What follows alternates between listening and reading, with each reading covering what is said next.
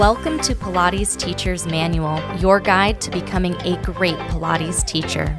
I'm Olivia, and I'll be your host.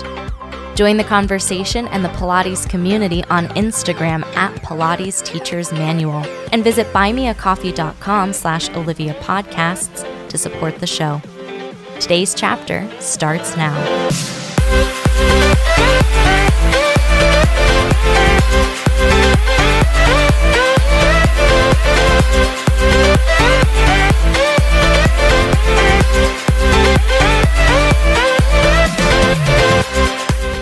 Hello, everybody. Welcome back to the podcast.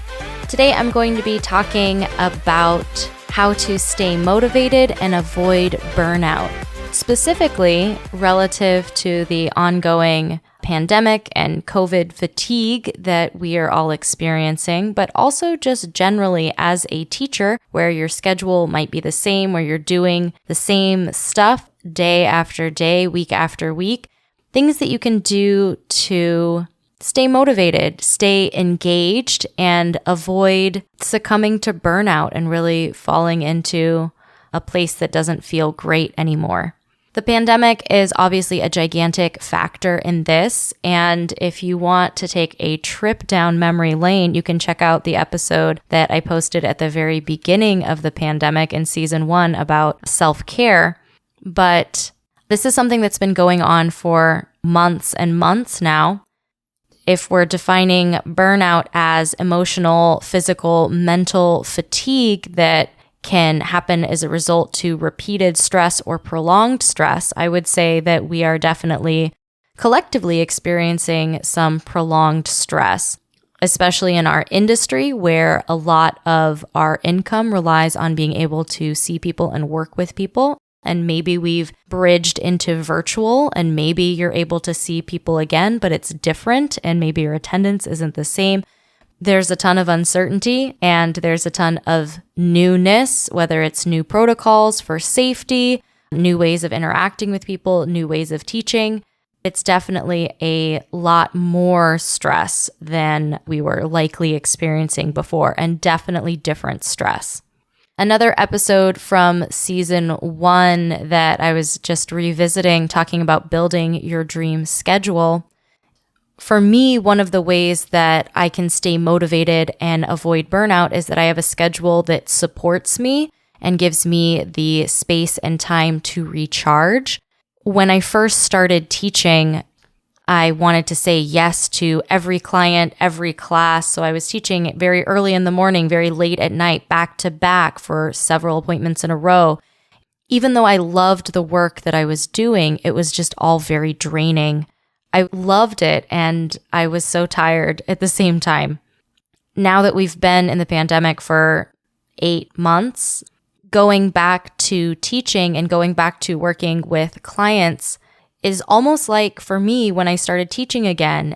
And because I had no classes and no clients, as soon as someone is like, "Are you available Saturday at 8 a.m.?" I'm like, "Yes, of course I am." I have that same sort of energy of wanting to say yes to everything and not maybe setting as many boundaries. I caught myself. It did take me less than 3 years to catch myself when I realized that, this isn't feeling great. I feel like I'm being spread really thin and it's not feeling good. It did take me 3 years to figure that out when I first started teaching, so there was an improvement there. I am, believe it or not, a fairly introverted person, so I know that I need to balance the time that I spend singing and dancing and enthusiastically teaching group classes with some downtime in order to feel like my best self and really feel energized when I go to do it again. I love teaching group classes, but I know that energetically it requires more of me than private sessions, and then that I've learned also virtual sessions require of me. I've had to reflect a lot on how I feel, especially with this virtual teaching, because I didn't have a frame of reference to say, oh, I can do 3 virtual appointments in a row and I feel fine, but if I do 4, I start to feel not so great during that one. So it's taken a few months of that. And now, especially as appointments have come back, I'm beginning again to shape my schedule and make it in a way that I do have that space for myself, either in the middle of the day or whether I'm giving myself 2 days in a row off. I want to have a little bit more control over that so that I feel like my best self. What I've learned is if it took me X amount of energy to do my regular schedule before the pandemic, it now requires more energy for me to do the same amount of things. As someone who's very ambitious and very driven and very much wanting to accomplish all the things and do all the things all the time, I realized that that's not feasible. I do need time to do nothing, and I need to not feel guilty about that. So I don't know what you like to do for yourself, what really makes you feel energized, but I do recommend, if you are shaping a brand new schedule or if you are getting back into your old schedule, that you really are patient with yourself. You give yourself time to rest.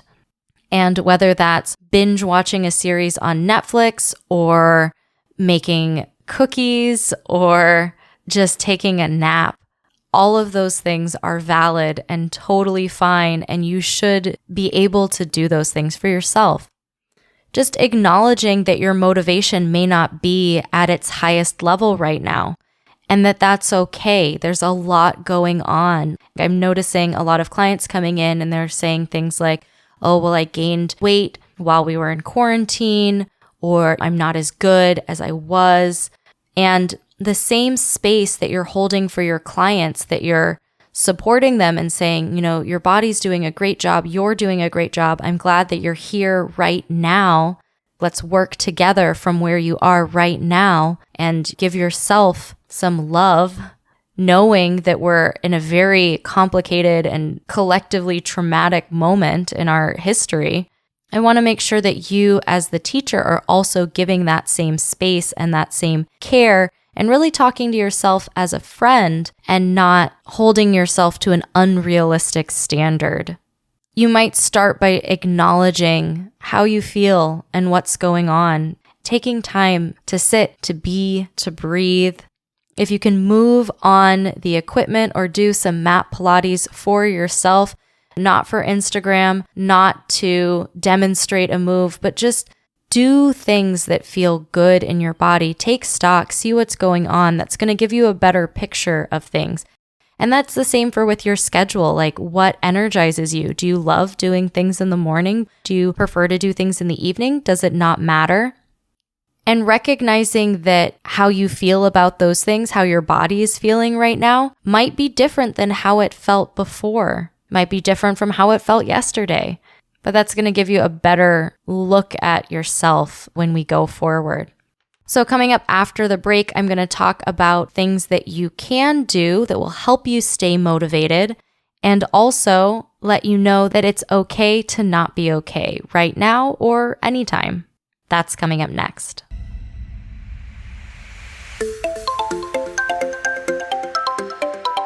Hi there. I hope you're enjoying today's chapter so far. There's great stuff coming up after the break too. Be sure to subscribe wherever you're listening and visit buymeacoffee.com/Olivia Podcasts to support the show. There you can make a one-time donation or become a member for as little as $5 a month.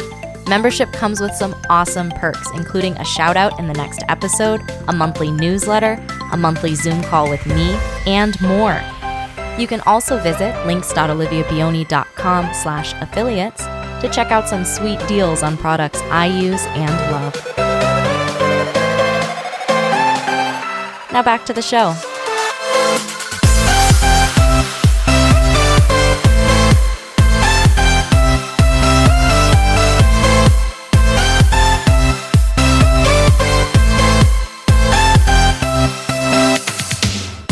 There's a lot of things that were kind of kicking around in my head as I was planning this episode.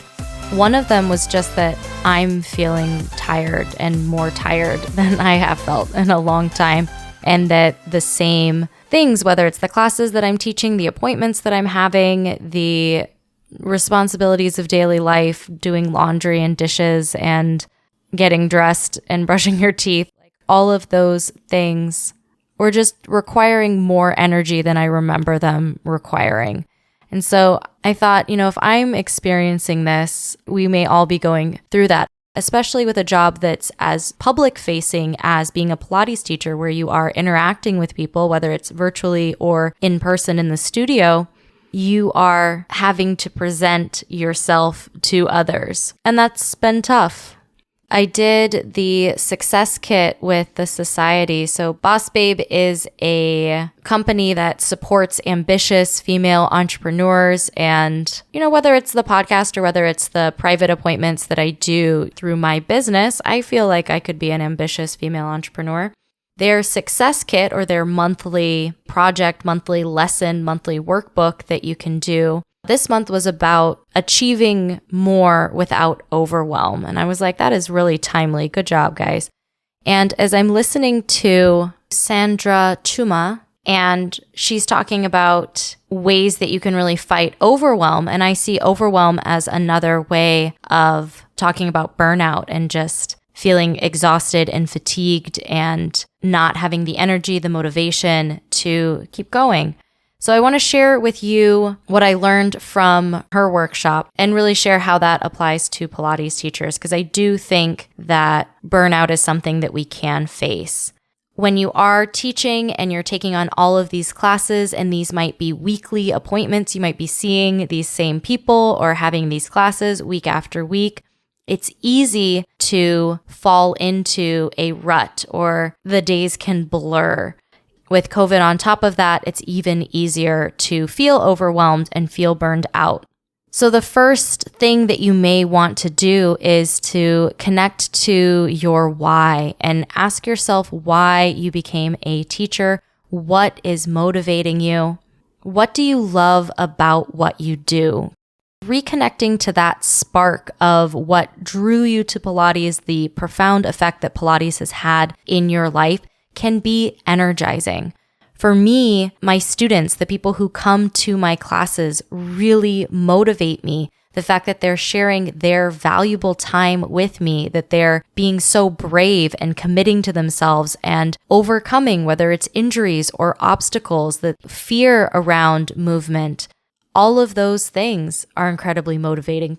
Talking to other teachers on the podcast, where I'm hearing what drew them to be a teacher and the experiences that they've had teaching, that's incredibly motivating to me.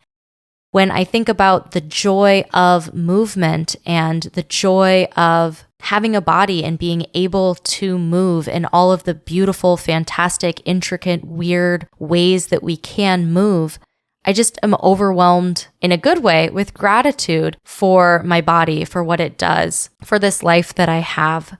There's an exercise called a rampage of gratitude, where you just take a notebook and give yourself a timer for 5 minutes and write down everything that you're thankful for.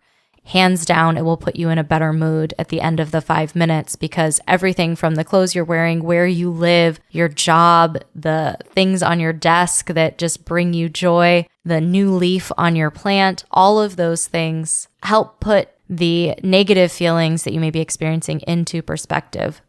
Having a plan really helps, because, horribly paraphrasing here, but we make tens of thousands of decisions every single day, from the clothing that we wear, the food that we eat, how we go to work, what we're going to teach in our classes. We make tons of decisions.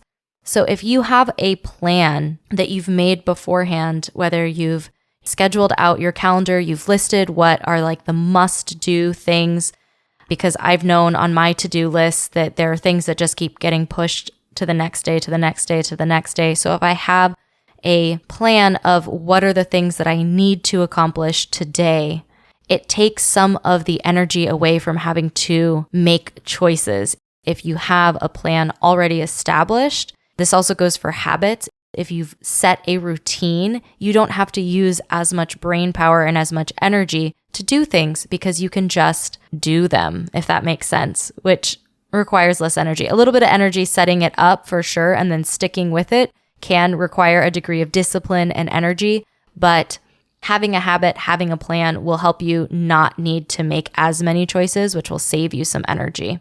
Probably the most important thing, I think, is having time to reflect on all of the amazing things that you're doing. And maybe this came up in your rampage of gratitude, that you are already doing so much. Even if you were doing nothing, you're already doing so much. Innately, you have value. So reflecting on all of the things that you are working on, that you are already doing, and then acknowledging them, because this is something that I personally struggle with. I feel like I should do all of these things just because I should do them. And taking the time to reflect on the things that you're doing, and then acknowledging and rewarding yourself for all of the work, all of the things that you do that are just incredible and amazing. You should be proud of them. You should feel good and reward yourself for doing these great things. Also, resting, recognizing that you need rest, and that the same way the seasons change and trees drop their leaves and animals hibernate, we have seasons as well, and we are affected by what goes on in the world, whether it's the change of seasons or something gigantic like COVID-19. You don't need to keep pushing yourself to do more and more and more. You can keep doing exactly what you're doing. You can do less. Your worth is not defined by your productivity and what you can show for what you're doing. The same way that I feel like we are so kind and compassionate and supportive to our clients, and then not sharing that same compassion and support to ourselves. Not every day has to be your best day. Sometimes teaching Pilates is going to be a job, and you aren't going to be the most exuberant, passionate, enthusiastic version of yourself, and that's okay. You can just do your job and get through, or take time off and recuperate and rest if that's what you need. I just want to say to you, because it's something that I'm saying to myself, you're doing amazing. You're doing fantastic. It's okay if you aren't okay. It's okay if you are okay. You're doing the best that you can. You're doing great. Continue listening to yourself, listening to what your body needs, to what your mind needs, and care for yourself like you would care for your best friend. This has been a very weird adventure these past few months. If any of this is resonating with you, I'd love for you to reach out on Instagram and share what's going on with you. I don't think that I am alone in this feeling. I do want to say a gigantic thank you to 2 new members who are supporting the podcast, Vanessa and Ty. Thank you so much for becoming members and committing to support the podcast on a monthly or even yearly basis. Your support also motivates me to continue to work on this project and connect with teachers across the country, across the world. I hope that this podcast is providing some value and some connection for you as well. And a big thank you to all my supporters on Buy Me a Coffee. Your comments and your support is so valuable to me. Thank you so much. I hope you have a great week, and I'll talk to you again soon.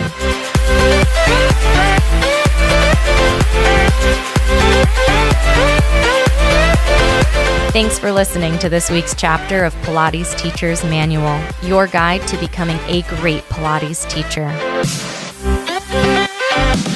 Check out the podcast Instagram at Pilates Teacher's Manual, and be sure to subscribe wherever you listen.